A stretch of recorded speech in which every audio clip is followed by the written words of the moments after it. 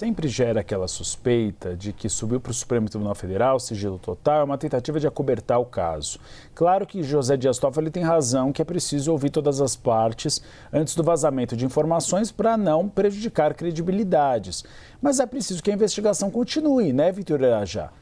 É uma investigação que não pode simplesmente ser barrada porque chega ao Supremo Tribunal Federal. O que Toffoli fez, depois das críticas, é continuar com as diligências, apesar de não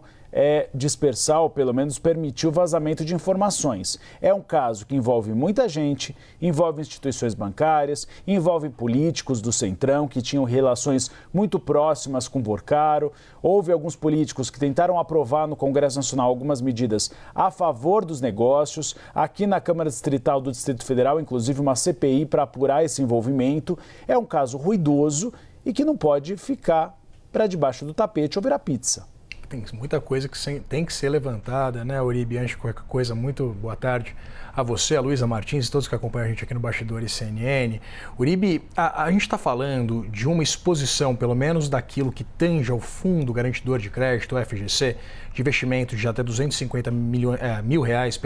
por CPF ou CNPJ, que vai consumir cerca de 41 bilhões de reais do Fundo Garantidor de Crédito. Apesar do presidente do FGC, o Daniel Lima, ter dito que essa garantia do cumprimento dessas obrigações não coloca em risco o sistema financeiro nacional, é evidente e já há discussões nos bastidores entre os banqueiros de que esse consumo de cerca de 1/3 de tudo que está ali no Fundo Garantidor de Crédito, que é mantido pelas principais instituições financeiras do país para casos como esse do Banco Master, eles, apesar de não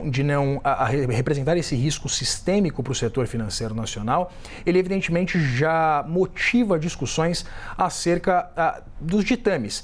exatamente da manutenção do Fundo Garantidor de Crédito. Isso porque a gente não via um montante tão expressivo ser consumido desde 1997, no caso também de liquidação do Banco Bamerindos, quando foi consumido ali cerca de 3,7 bilhões de reais, em valores corrigidos cerca de 19 bilhões de reais, quase 20 bilhões de reais corrigidos pela inflação, que não colocou de fato o sistema financeiro em risco, mas impacta principalmente o custo do crédito. O custo do dinheiro vai ficar mais caro, ou seja, para você fazer qualquer tipo de operação de empréstimo, de concessão de crédito, vai ter uma adaptação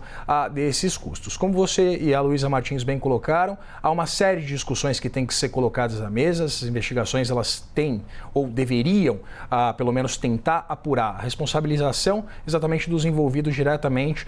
nesse caso. Também a possibilidade, por exemplo, de algum tipo de inação ou algum tipo de omissão por parte do Banco Central, exatamente na regulamentação das atividades do Banco Master. Essa movimentação toda, evidentemente que envolveu essa tentativa esquisita de venda da instituição para um banco estatal, para o BRB, né, o Banco de Brasília, e também essa apuração também da responsabilidade das instituições financeiras, por exemplo, principalmente de analistas de risco, com essa mensuração dos riscos do papel do Banco Master. Havia, dos papéis, né, principalmente os CDBs do Banco Master. Havia já instituições financeiras em meio a essas discussões, pouco antes mesmo das discussões que envolviam a venda do banco para o BRB, algumas instituições financeiras já oferecendo, por exemplo, esses CDBs com risco muito alto, o que não é muito normal para papéis de renda fixa, como casos, por exemplo, de CDBs de instituições bancárias, mas esses CDBs do Banco Master que inclusive denotavam uma necessidade muito grande do banco de fazer a caixa, de girar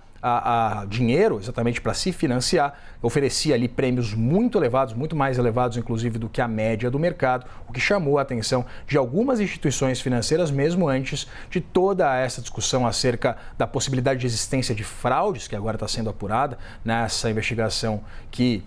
por um envolvimento, ao que parece, né, indireto de um parlamentar que teria vendido esse imóvel para Daniel Porcaro,